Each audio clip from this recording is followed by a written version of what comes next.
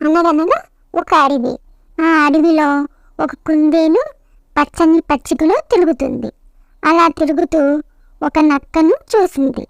అది దిగులుగా చెట్టు కింద కూర్చుంది. ఏదో పోగొట్టుకున్నట్టుగా కనబడుతుంది.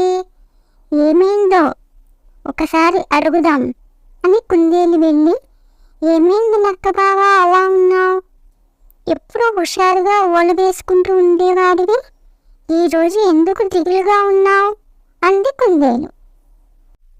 నక్క అంటుంది, మమ్మల్ని అందరూ నక్క జిత్తులు మారి నక్క, మోసానికి ప్రతిరూపం అని అంటున్నారు.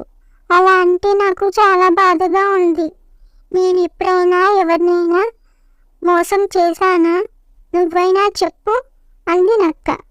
కాస్త నిష్ఠూరంగా ఉన్నా దానికి కుందేలు నవ్వి, నువ్వు మంచి